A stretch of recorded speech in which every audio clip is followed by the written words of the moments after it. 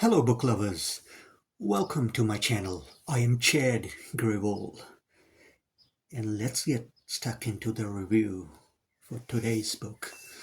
The book that I'm going to review today is The Devil All the Time by Donald Ray Pollock. This book was published in 2011.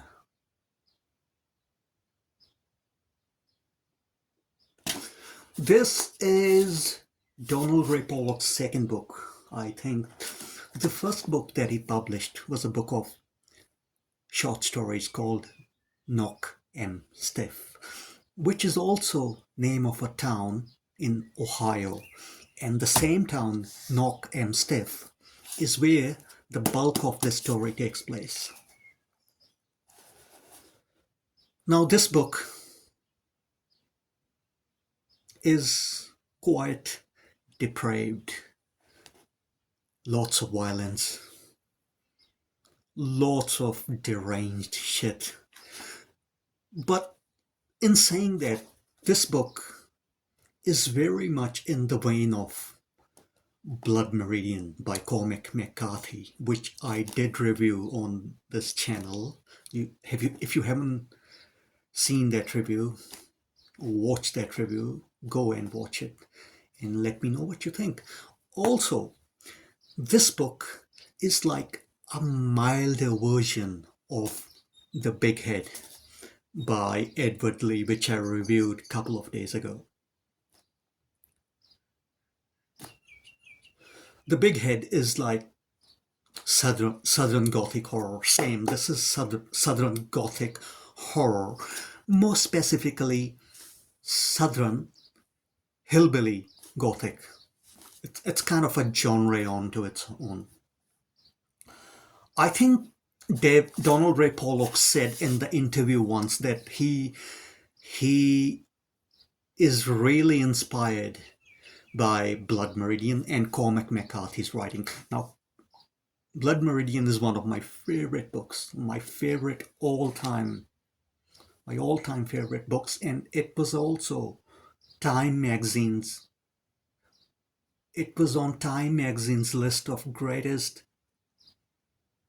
100 novels of the past century. I think that list was published in 2005.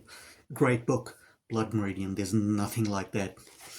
So yeah, this book and Donald Ray Pollock is deeply inspired by Cormac McCarthy. I also have Donald Ray Pollock's second book,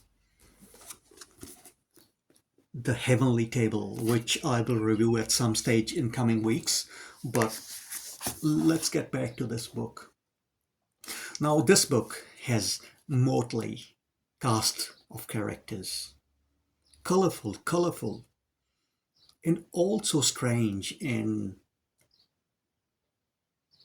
though these characters also come off across as somewhat dumb, they're all from small town Americana, the state of Ohio. Bulk of the story takes place in the town Knock 'em Stiff, as I said. Donald Ray Pollock, all his life, he was a blue-collar worker. He worked at a paper mill in Knock 'em Stiff all his life. The same mill his dad worked at when his dad got older and retired. Donald Ray Pollock saw his dad go into depression because once he retired, he did not fucking knew what to do with his life, because his life was his work. Go to work, 9 to 5, something like that. Come home, sleep, watch TV, drink beer.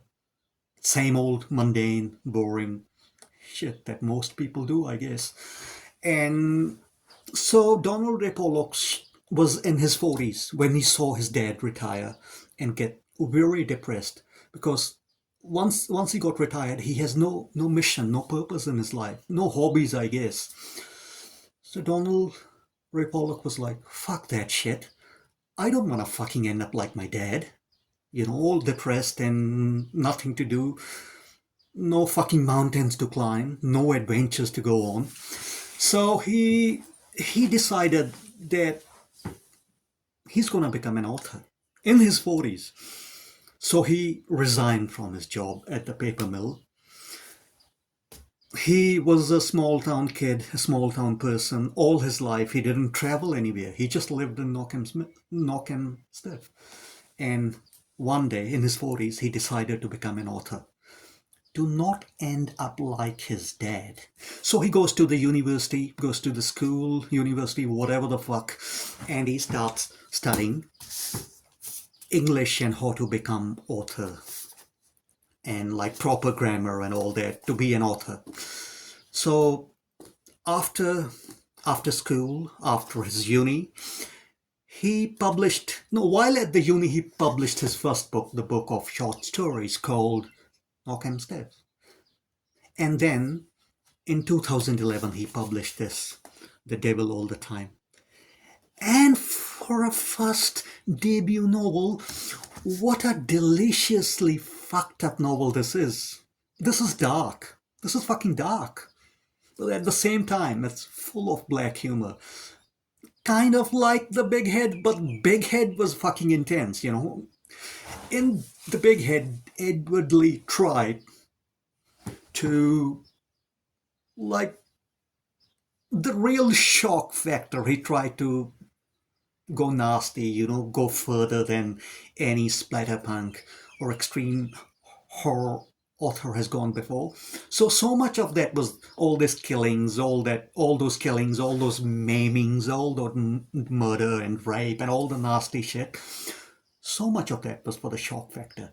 But this is more restrained version of The Big Head, and there's nothing supernatural going on in this book.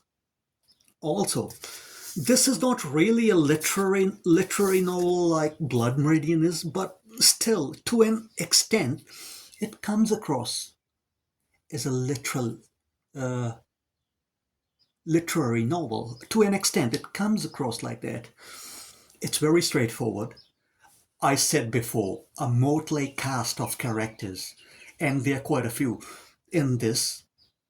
The main ones are Arvin, who has kind of a sad story to start with. His dad, Willard, was a soldier in the Second World War. He was deployed to Solomon Islands in the South Pacific, and in the war, he saw one day a Marine skinned alive, tied to two palm trees. He saw him skinned alive, a Marine, who was still alive, and his heart was still beating, and that really, really fucked Arvin's dad up so bad. It gave him such a fucking nasty case of PTSD. I mean, wouldn't seeing a sight like that give anyone PTSD and fuck them for life? So, after war, when Willard comes, this book takes place over like a couple of decades. Starts in mid-40s during the Second World War, and it ends up in like late 60s during the Vietnam War. So yeah, Willard Russell is the name of Arvin's dad, and he got quite fucked up in the war, and he comes back and he becomes a religious fucking nutcase. God is everything, and he just dedicates his life to God. And because in a small town, there's no fucking Netflix there. There is no Tinder. There is no fucking TikTok, I mean, what you gonna do? Fucking pray to the God all the time? What else is there to do, If you're not very creative, all you're gonna do is fucking pray to the God all the time. And this also shows, I don't know if you're religious or not, but if this offends you, then click away. But it also shows that how dumb sometimes, humanity has been in just placing all their faith in something external. And how religion can fuck someone up so bad. So Willard's wife, Arvin's mother. Arvin is only a little boy. He's not even a. I think he's early teen years. Arvin's mom becomes sick. She has cancer. So Willard fucking drags his son every single day at 4 a.m. in the morning to this tree, to this fallen log, and bullies him to pray to God to heal his mom, Willard's wife, from cancer. They're praying all fucking night, not even like silently, but in the loud voices every night, and it annoys the townsfolk. And Willard has become such a religious nutcase, and it's like, it's not even funny.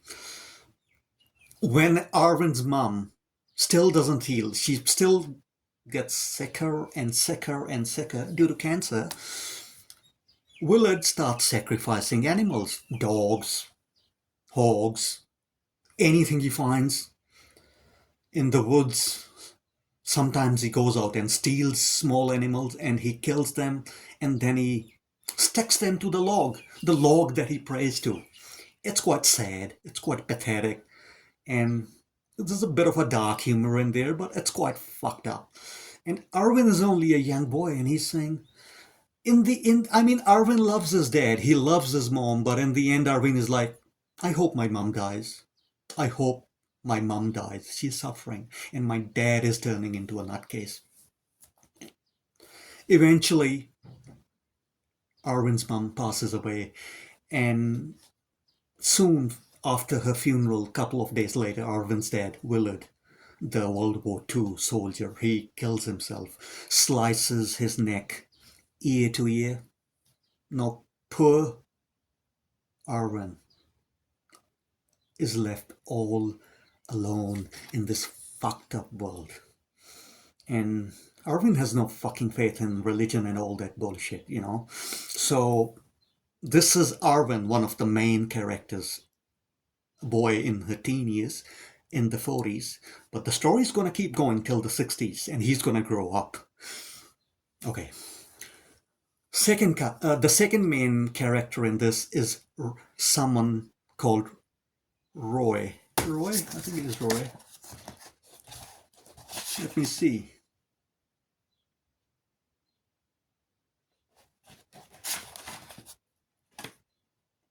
Yep. Priest Roy. Father Roy.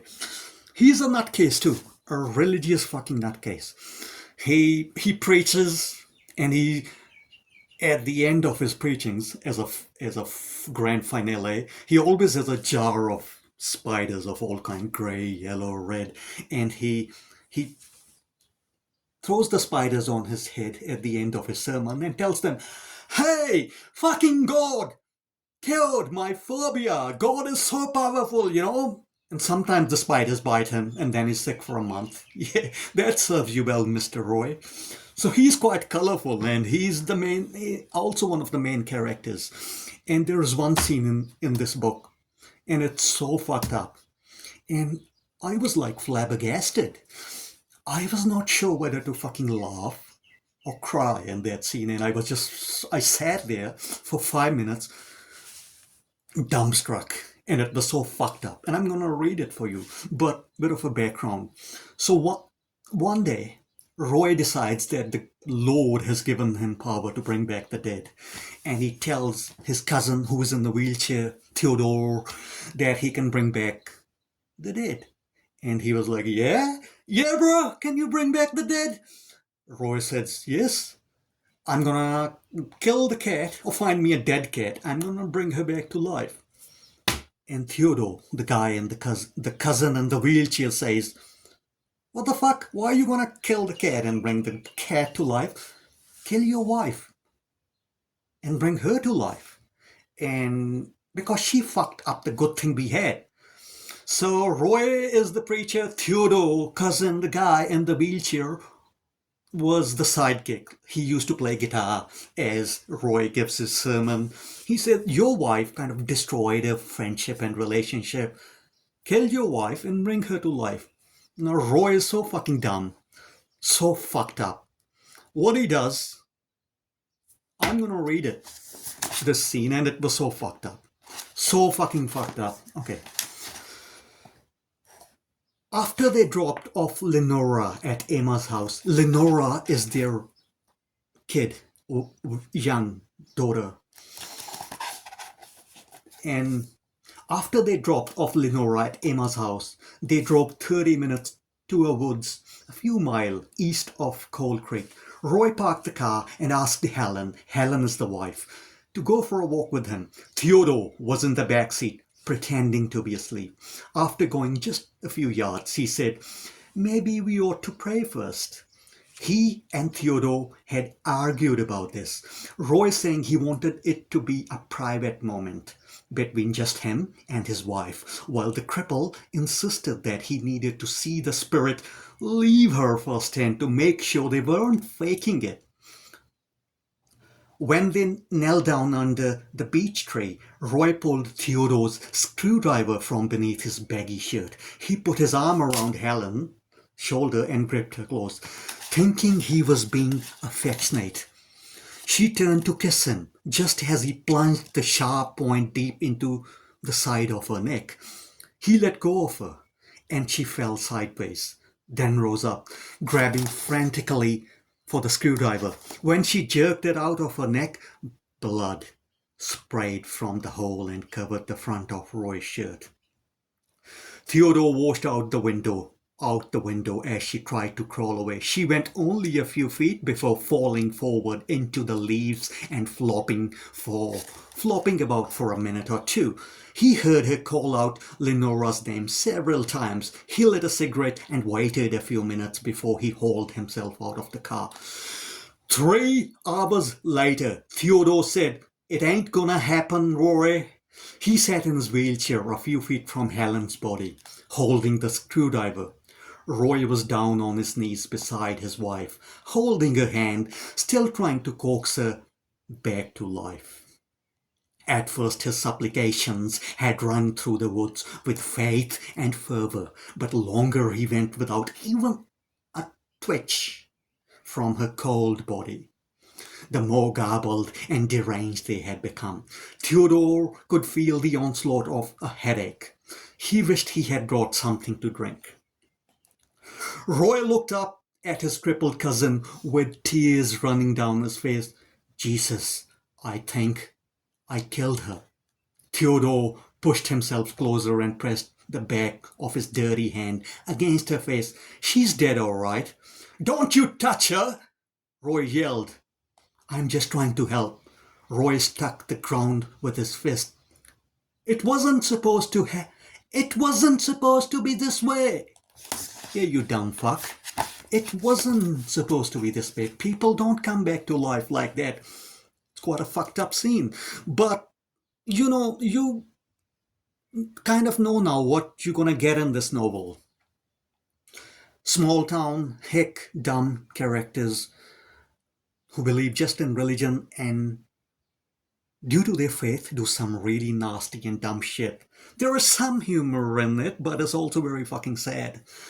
And the third main characters are husband and a wife, Carl and Sandy, and they are fucking serial killers. And they prowl the streets of Meade, Ohio, picking up young boys, and then they kill them. The husband is a big, fat, chubby guy, fucking sleazebag. He's also a photographer. And the wife is like a vamp. She's very seductive. And when they pick up these boys in their teen years, late teens or teen years or late teens, and when they pick up these boys, the wife, Sandy, starts seducing them and, flirting with them. And at some stage while they are driving,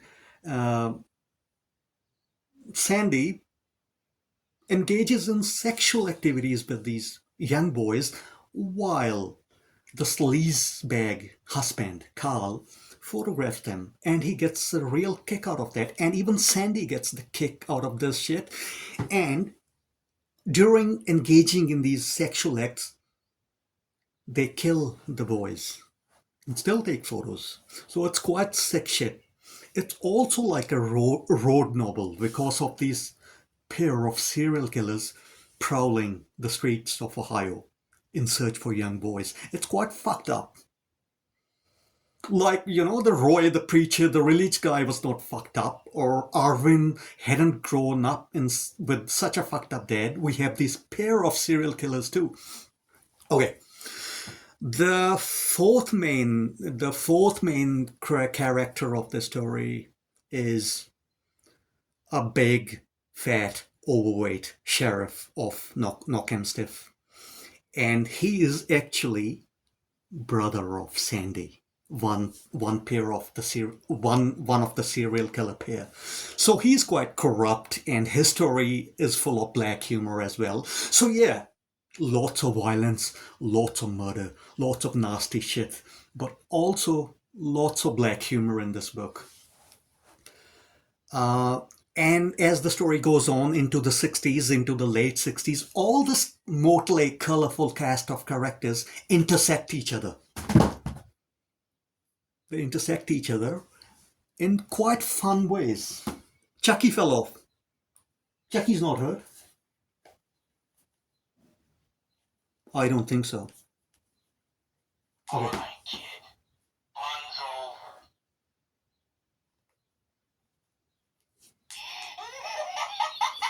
Okay, Chucky can rest here.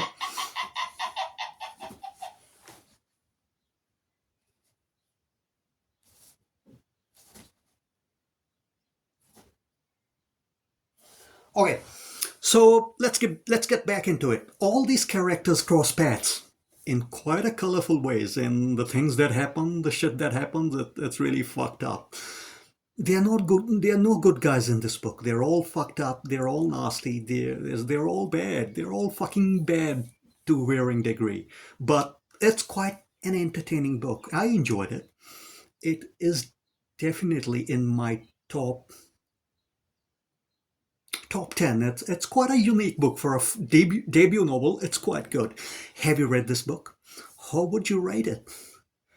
I would rate it solid 8.8 out of 10. It's quite good.